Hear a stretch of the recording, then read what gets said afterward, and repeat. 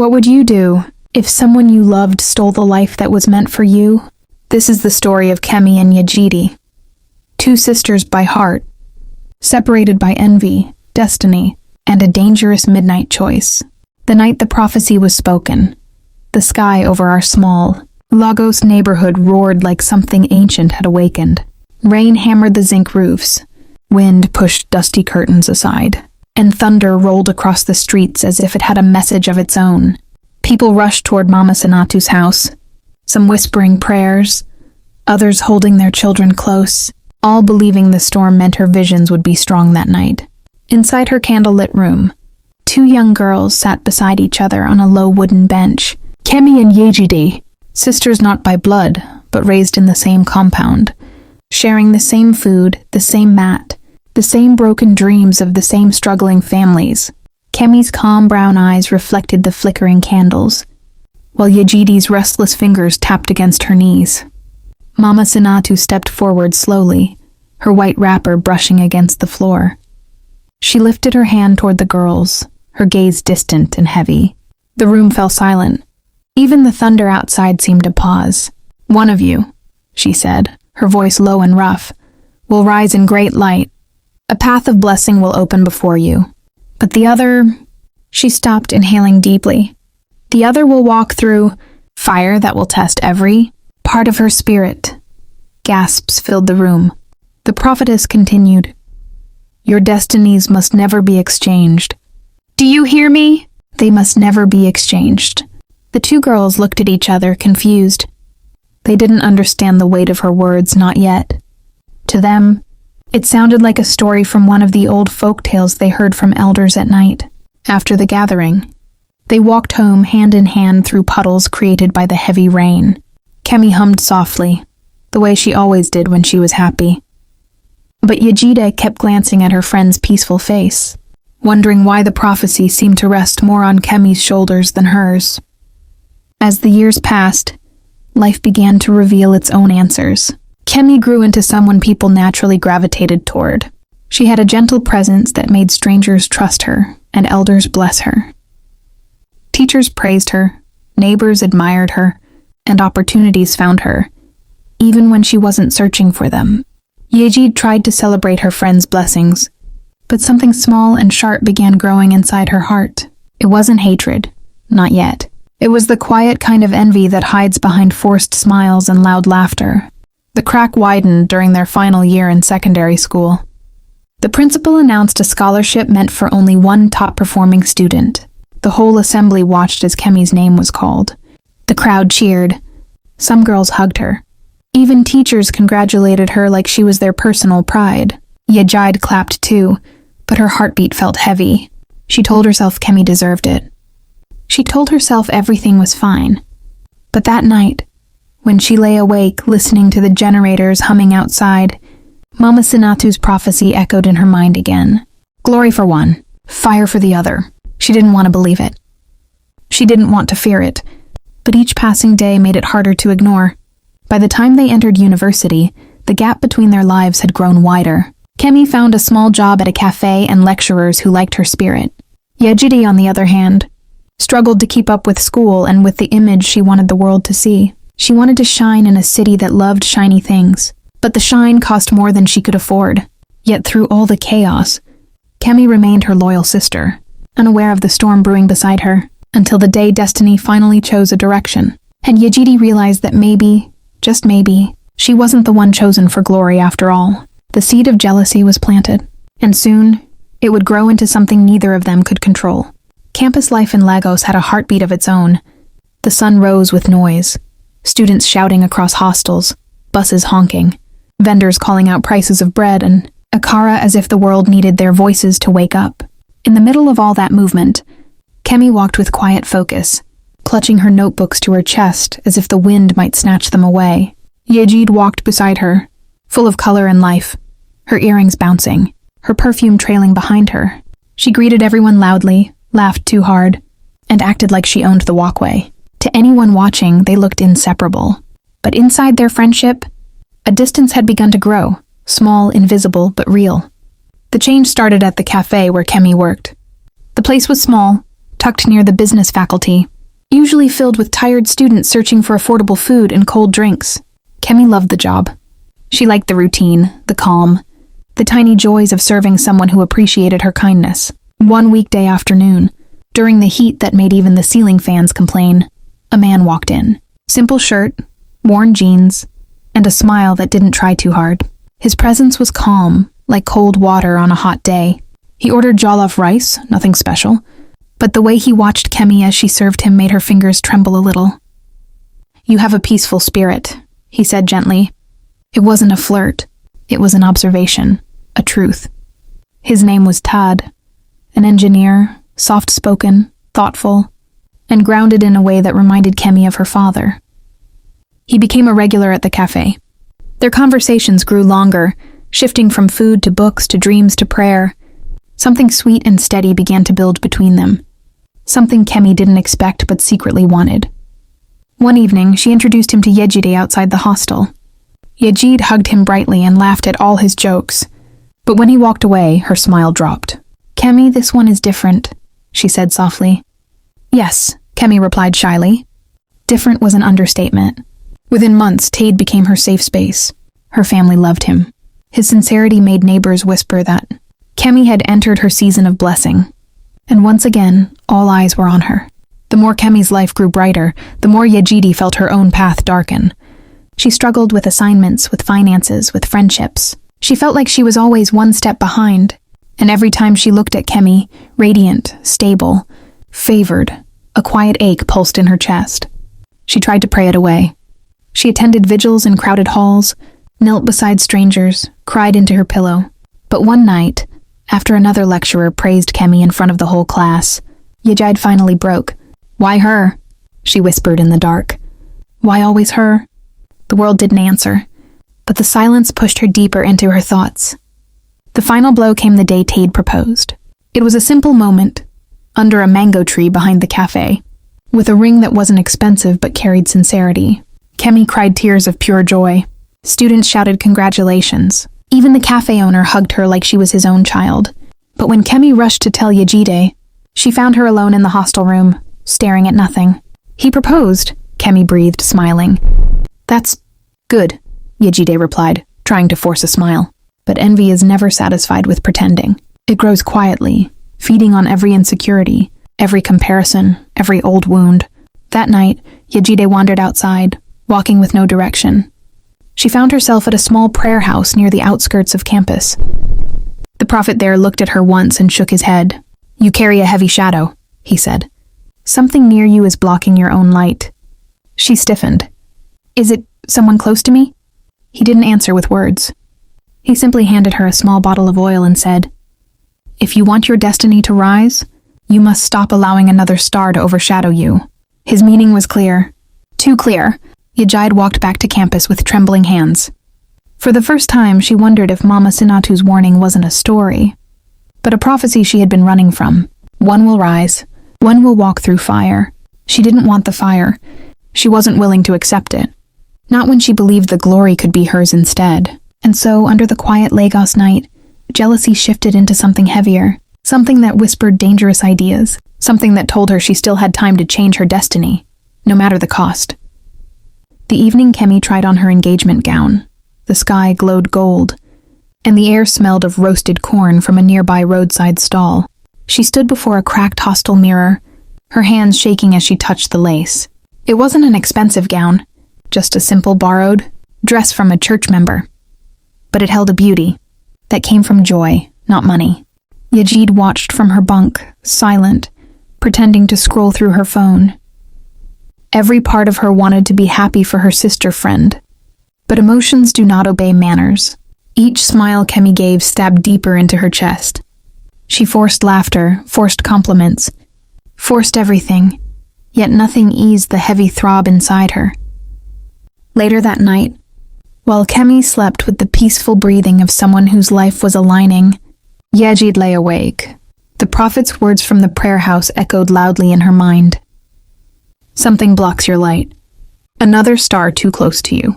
She turned those sentences over and over until they shaped themselves into one harsh idea, one she had always feared but never admitted. What if Kemi was the one dimming her path? Her heart pounded even thinking it. Kemi, who shared food with her when she was hungry. Kemi, who prayed with her during exams. Kemi, who treated her like a sister when no one else did. How could she even imagine such a thought? But jealousy whispers without shame, and once it enters the heart, it tries to claim a throne. The next day, Yejide took the small bottle of oil the prophet had given her and tucked it into her purse. She didn't know what she planned to do with it. She only knew she couldn't continue feeling like a supporting character in her own life. That evening, as they walked home from class, harmattan dust coated the air. Kemi talked excitedly about wedding plans. Simple things, joyful things. "I want you beside me," Kemi said, beaming. "You're my sister." For a moment, guilt squeezed Yejide's chest. She almost confessed everything, almost begged God to cleanse her heart. But then a group of girls walked past and shouted, "Kemi, our bride! God has blessed you, oh!" They barely glanced at Yejide. The ache returned, deep and sharp. That night, while Kemi ironed her white blouse for a church meeting, Yejide stepped outside to breathe. Her thoughts were slippery, dangerous, tangled with fear and longing. Then her phone buzzed. A message from the prophet. "Your path is ready. Midnight. Bring something personal. From the one blocking you." Her fingers turned cold. She typed back, "What will happen?" But the message didn't deliver. The number was switched off.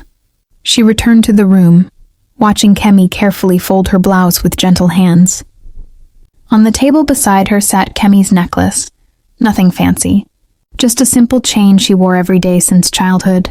It was the one thing she cherished. Yejide stared at it. A small item. A personal item. Exactly what the prophet had asked for. Her breath grew shallow. Kemi smiled. "No, thank you. I'm fine." Yejide stepped out again, closing the door behind her. Her hands trembled as she held the necklace she had quickly snatched when Kemi wasn't looking. It felt heavier than metal, like guilt, like betrayal, like a choice she couldn't undo. Midnight came. The prophet's prayer house was dim, lit only by a kerosene lantern that hissed faintly. The walls were covered with verses written in charcoal. The air smelled of incense and something darker. "You came," the prophet said, as if he had expected her all along. "I don't want harm," Yejide whispered. "I just want what is mine." He nodded slowly. "Destiny is power, and power shifts when you demand it." He took the necklace, placed it inside a clay pot, and sprinkled oil from a gourd. The room grew colder. Yejide's skin prickled. "Say her name," he commanded. Her voice cracked. "Kemi, say what you desire." She hesitated. Tears gathered in her eyes, but the prophet's voice grew sharper. "Your future depends on your courage." She swallowed hard. "I want her destiny to open for me." The words felt poisonous leaving her mouth, but once spoken, they could not be taken back. The prophet struck a match, dropped it into the pot, and flames burst upward, blue, bright, unnatural. Yejide gasped, stumbling back. "It is done," he said. "Done?" she whispered. "What did I do?" He continued as if she hadn't spoken. "From this night your lives will shift. But destiny never moves without price." Fear wrapped around her throat. "What price?" she asked, but he only blew out the lantern. Darkness swallowed the room, and in that darkness, Yejide felt something shift, inside the air, inside her heart, inside the unseen realm where destinies live. When she returned to the hostel, the corridor lights flickered. Kemi slept peacefully, unaware. But from that midnight forward, nothing between them would ever remain the same. The morning after the ritual, sunlight streamed through the hostel window with an unusual brightness, almost too sharp for Yejide's eyes. She blinked repeatedly, trying to steady her breathing. She felt different, lighter and heavier at the same time, as if a door inside her had opened while another had closed. Kemi was already awake, humming softly while packing her notes. "Good morning," she said with her usual calm cheerfulness. Yejide forced a smile. "Morning."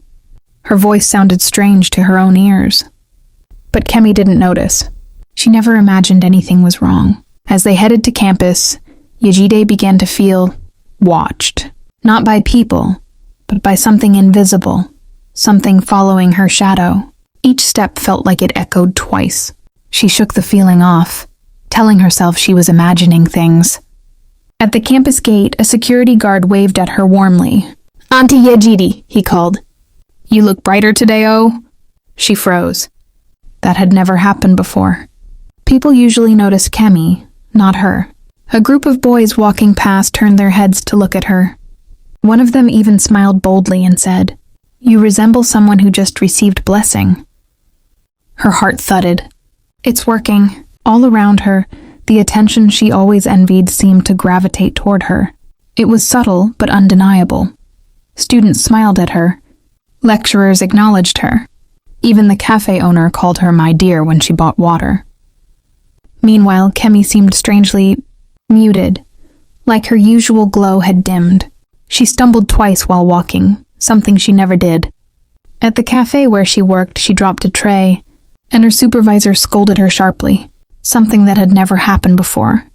Yejide watched from afar, feeling a storm of emotions, guilt twisting with satisfaction, fear mixed with excitement. She wanted to comfort Kemi, but she also couldn't ignore the fact that for the first time she wasn't the shadow. However, the shift came with a strange heaviness. That afternoon, while sitting under a tree behind the library, her phone buzzed. It was a message from an unknown number. Destiny answered. "Balance will follow." She shivered. What did that mean? She looked around, suddenly uneasy. The wind rustled the leaves, and she felt a cold wave pass through her.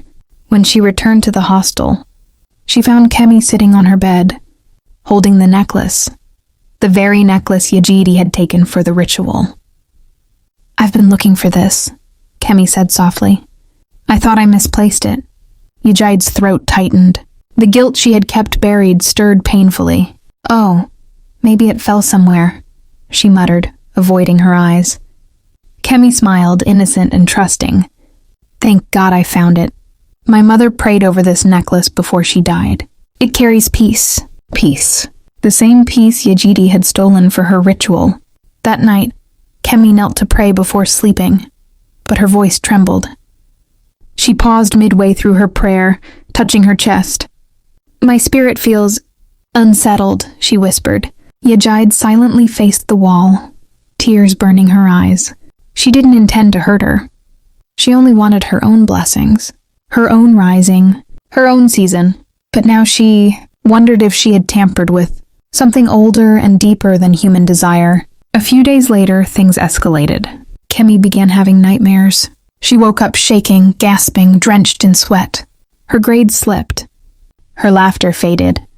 People who once greeted her started ignoring her, as if their eyes simply slid past her presence.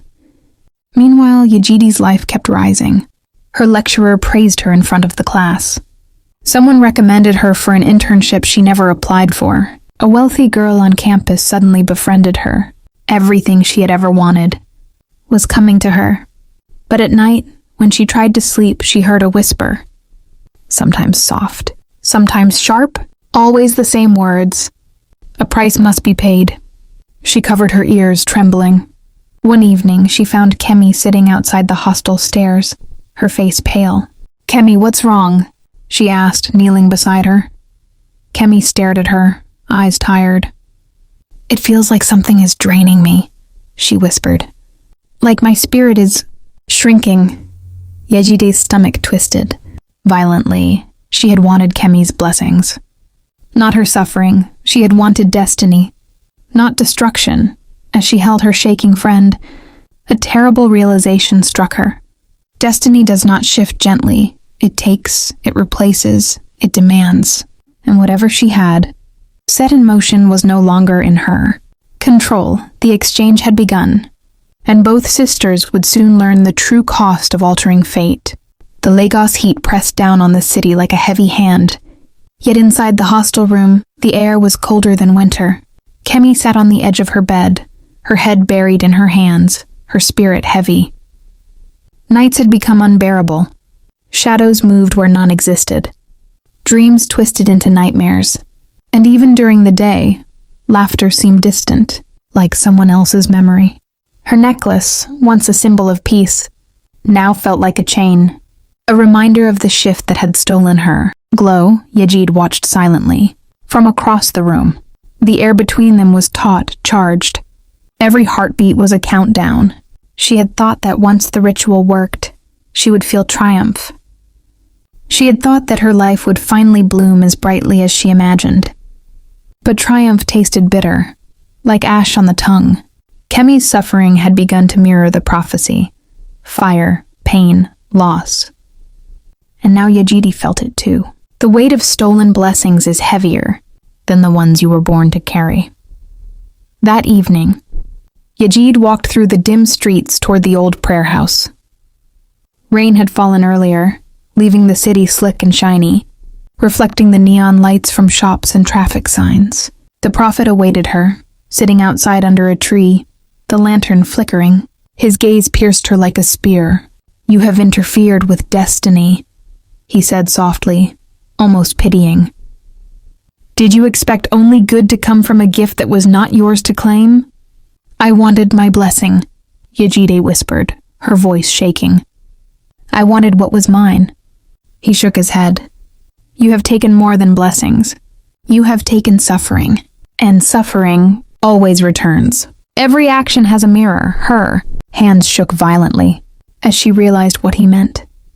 Kemi's spirit was trapped in exhaustion and fear because of the ritual, but the cost was now leaching into her own life, unseen yet undeniable. She had stolen her sister's peace, and in doing so, had tied herself to something far greater than ambition. The days that followed were unbearable. Yejide's life outside the hostel seemed perfect. Professors praised her. Wealthy strangers offered help. Doors opened that had always been closed. But at night, when she closed her eyes, she could hear Kemi's voice crying softly, a voice that once belonged to laughter and prayer.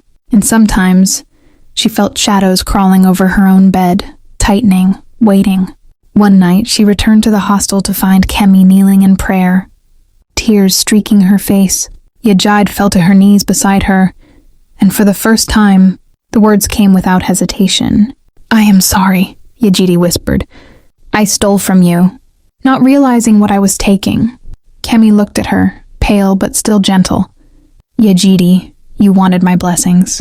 You didn't know the cost." Her voice was weak but steady. "You need to undo what you did." Yejide nodded, knowing the price of undoing was higher than anything she had imagined. She had to confront the river where the ritual had been completed, to reclaim the charm, to risk her own life in order to free both their fates. The journey to the river was grueling. She waded through mud, rain soaking her, lightning slicing the sky. At the riverbank, the charm glimmered under the water, wrapped in red and black threads like a living thing. Fear struck her heart. Her chest constricted. But she dove in, grabbing it with trembling hands.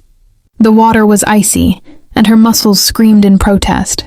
Yet she clutched the clay pot as if it were her only anchor. She emerged, soaked and shaking, holding the charm high. The river seemed to hum around her, alive with unseen power. Yejide whispered a prayer, the words trembling. The same words she had never imagined saying in fear before. "Destiny belongs to the one it was given to. I return this and accept the consequences."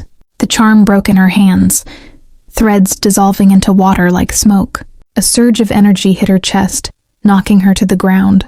Pain ripped through her body, shadows swirling in her vision, and then a silence. Complete, overwhelming silence. A deep, calm warmth filled her, and she knew. It was over. When she returned to the hostel, Kemi stood at the doorway, her face radiant with the peace that had been stolen. Their eyes met, and for a moment no words were needed. The sisterhood was fractured but still alive, tempered now by truth and humility. Yejide fell to her knees, exhausted. I am sorry, Kemi. I can never take your life or blessings again. I understand now." Kemi extended her hand, a smile soft and quiet. I forgive you, Yejide. But we cannot go back to the way we were. There are lessons we both had to learn. And Yejide realized the truth. Harsh yet beautiful. The prophecy was never about glory or envy. It was about choices, about hearts tested by desire, about learning that peace is worth more than power, and that love cannot be stolen. Every gift has a cost, every ambition a price. The sisters parted that night, each walking her own path.